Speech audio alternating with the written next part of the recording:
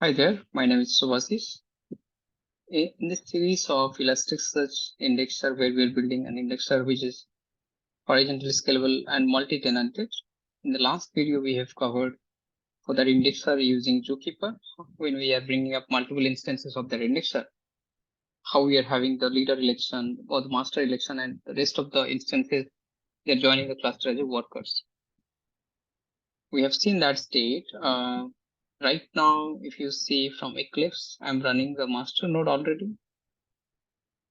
Okay, and then I have one indexer which is running. Let me share my screen quickly. So you can see from Eclipse, I'm running the first instance I started from here, from within Eclipse, and that is running as a leader or master. And the second instance is running from terminal, and that is, I can restart it just for a clean start here, right? Okay. You know what? Let me start everything from fresh so that we will have a very, very clean slate and should not anticipate any hiccups.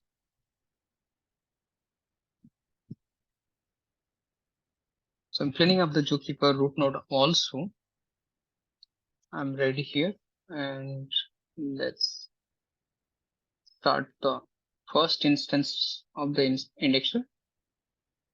This is something we're already familiar with. And close all the tabs. Okay, the first instance has been running as a leader. Let me start the second instance from here from the terminal. In the terminal, you can see I have kept 4 different terminal open for just for the indexer.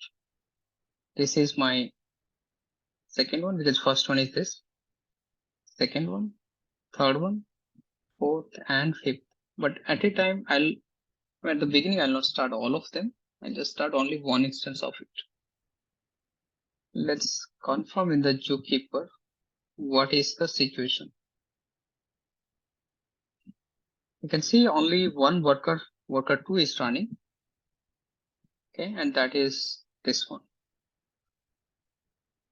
Next, what I want to introduce you to is the service, because in the last video, we were indexing using this Kafka publisher directly publishing the message to the topic. Okay, the moment I posted that message, the worker picked the document and indexed in the Elasticsearch. So far so good. You can see the current state of Elasticsearch as well. There are about 21,101 records. For a moment, let me clean up that as well. So I don't have the index as well. I'll start on this side also, clean.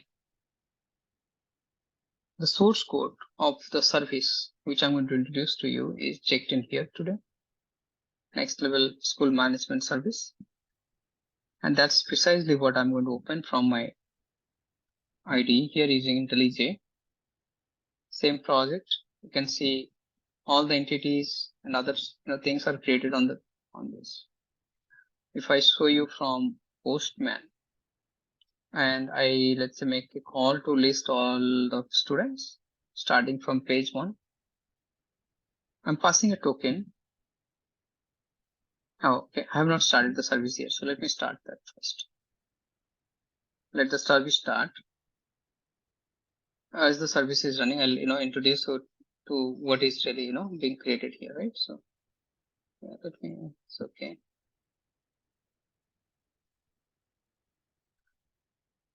So when I'm going to create a new student, right? So let's see the student related entity and services. This is the bin for student, and let me clear the log. So this is the student entity, and if you now make a call to list the students, you'll see one thing. So I'm passing the token this way, and the body of the payload This is a GET call, so there is no body. And what you get is list of students. This is a paginated one. Page number 1. If I say, okay, get me for page number 10. So you got for page number 10. Say, okay, get me for page number 100. You'll get for page number 100. Okay. There are about total 2419 pages. Given total elements are 24,190 divided by page size. Okay, so that is about how you're going to be able to run the call the services either from Postman or any other REST client. More than that, you can relate to that student entity that you saw in the Postman response as well. Like what all attributes do you see for a student? ID, name, age, sex, other things. Likewise, student ID, name, age, sex, religion, nationality, etc. Controller is exposing the services. I'm interested in the post of it. Post, basically, you're going to create a new student. So that would be, what is this post? This is the one. Why I'm particularly showing this to you is the moment you create a new student, which is here, which is what the student creation will happen. Registering parent information. I'm not interested in that for today's session. I'm interested in this. So why I'm going to put them into Hazmat, right? You can see in the last video, we were posting the message, this JSON message, tenant ID, object code, operation type, object ID. Tenant ID, object code, operation type, object ID. Tenant ID is, in this case it is hard coded, but you will actually get it from the tenant from the service is being invoked, right? So you'll have those information, but for the sake of this video, I have hard coded here. Object code is obviously this is student that you are creating.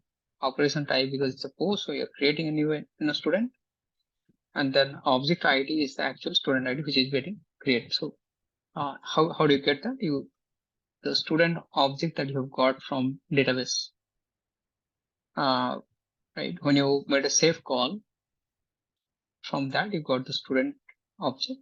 From that object you are getting the student ID, which is actually the ID that is created in the database. Right? That is your source of truth.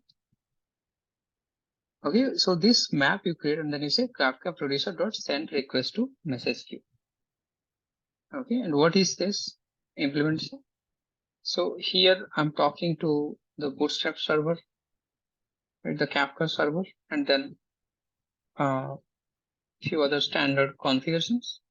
And then finally I would say producer dot, so I get a producer object here using those properties, and then in that producer I'm saying dot send and creating the message body for the Kafka message that is being posted to the topic, to this topic.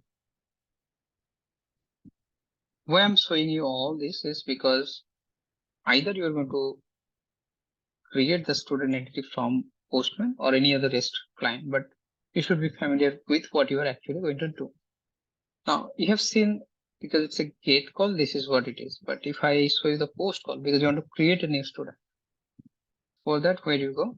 You go to student create, and here you will see some sample payloads. API slash v1 slash students, method is post. Either you pass the bearer token, and in body, this is what you send. I've already seen, the student entity, what all attributes are there. Accordingly, will construct the payload. This payload, if you invoke from Postman, let me do this, right? So I'll create a new student, let's say 22,000. Okay, some more information about the student. And that's pretty much it. Okay, I make this call and a new student will get created. You can see new student got created, and it also posted a message to Kafka. And if you see this guy, so what was the student ID? 22000. That was the thing that we posted, student name.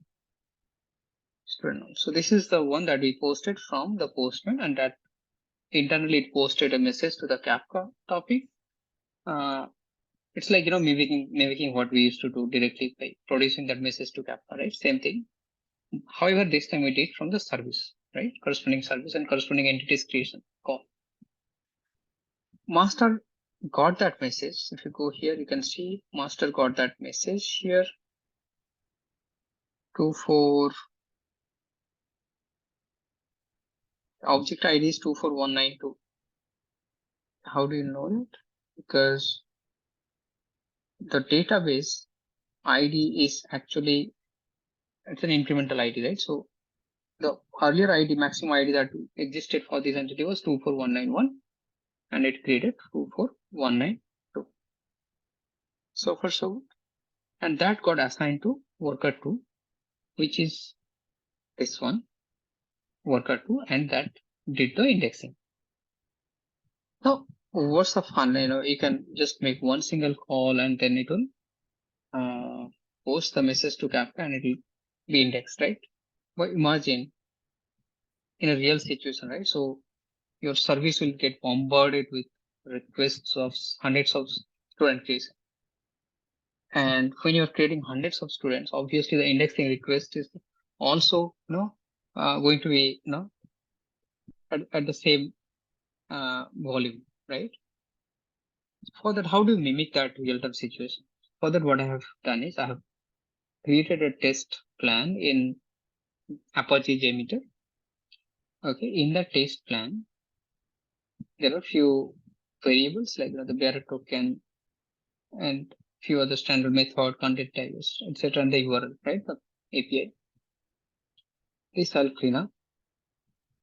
I have created a thread group where I am saying, okay, you create, maybe for sake of the demo, or yeah, let's keep 100. Okay. Number of threads is 1 and loop count is 100. I can increase the number of threads as well. So for the first test, maybe, we'll keep it this setup, or maybe let me keep the count a little higher so that we can, demo some of the other things during that time. I'll save this. HTTP request, nothing but this payload with some additional attributes of the student entity. Okay, and the counter, I have introduced a counter variable here, which is name counter, which I'm going to start from, let's say, 23,000 as a starting value. It will increment each time with 1. And this counter I'm going to use from my payload here. So for the request, this is the payload body data. And in the body data, I'm referring that variable name counter.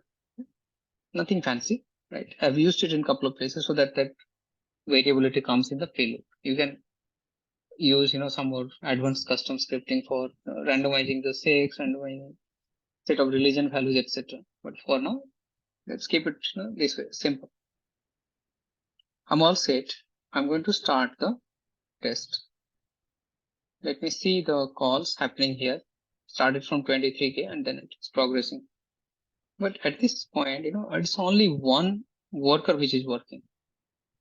And if you monitor this, right?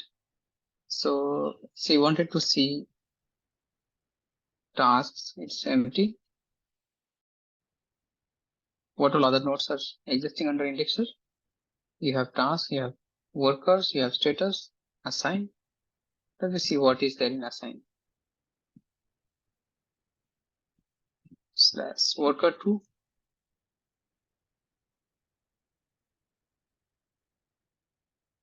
Pretty quick. It is able to handle, right? So you're not able to see.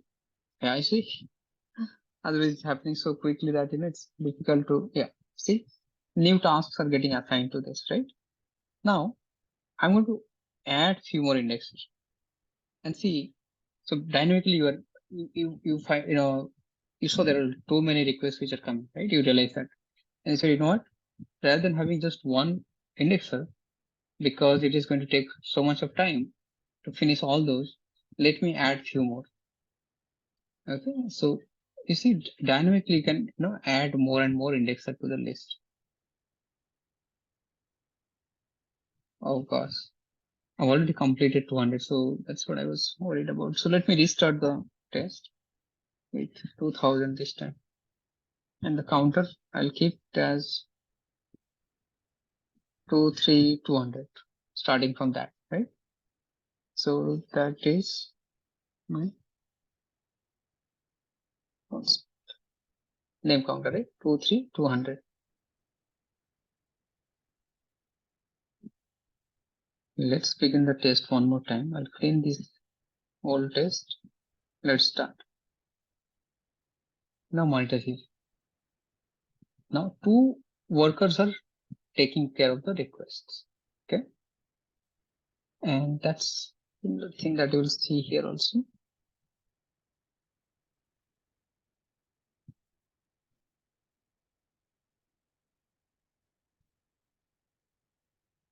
Worker 23.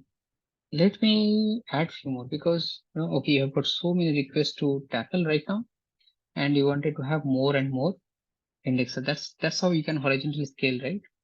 As you see more load coming into the system, you increase your count of indexer. You bring up more and more instances of the indexer. Right. So right now got 3, and let me add one more. 4 of them. You see how they're joining the cluster, and master is aware of the new workers which are getting added to the pool, and master will immediately start assigning. You can see it here.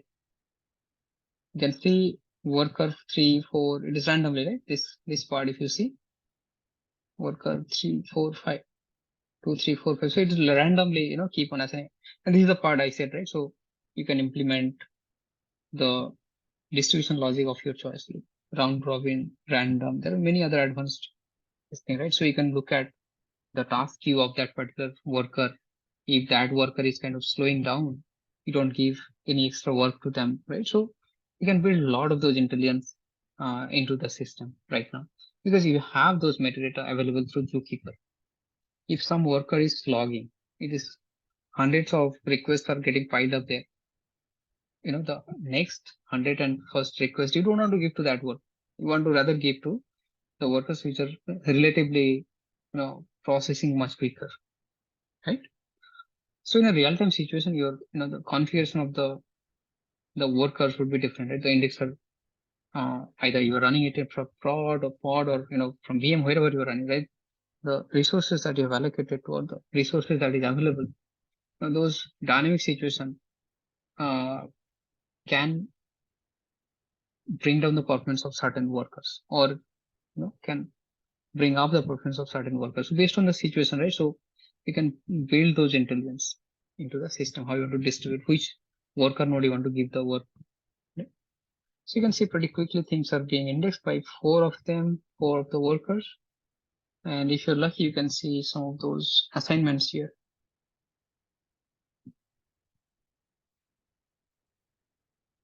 You can see under assign.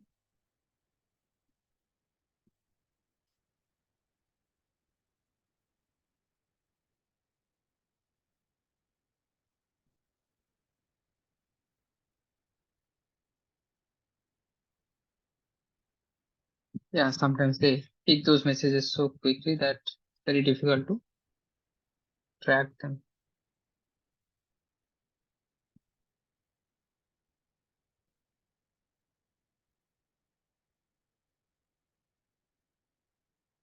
Oh, maybe that.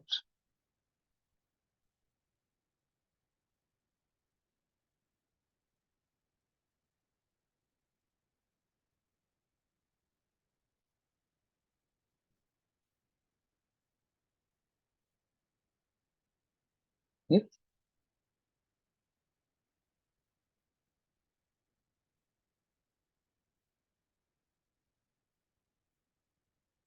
Yeah. So sometimes you can see those because these are happening in real time so quickly that it's very difficult to trace them, right? Now, what is happening in Elasticsearch? Are these documents really getting indexed or not? Let's look at the count. Right now, you have got 981. See 992. you'll see the count will keep on increasing there. Okay. So that's how you can scale your indexer, and then the services component is actually interfacing via Kafka message bar to uh, the coming to the indexer via ZooKeeper. I mean, from your indexer, you have that is working as a ZooKeeper client, which has subscribed to the master node, has subscribed to the Kafka topic. It is getting all those works, and then it is getting all those works, and then getting they are assigning. They're being assigned by the master to the different workers, right? You can see it's not going to the single node, right? You can see 3, 2, 4. It's getting mixed. 2, 3, 4, 5. Right? So yeah, that's pretty much it that I wanted to cover in today's session. In the next session, I will cover more on the little more on the service side, right? To get you introduced, why, what this service does, what other things it is doing, and then there's these two components, right? The indexer and services, they're going to work in tandem as we go to the next set of videos. Okay, if you have anything in your mind, anything that you want to learn more, please let me know in comments. Thanks for watching.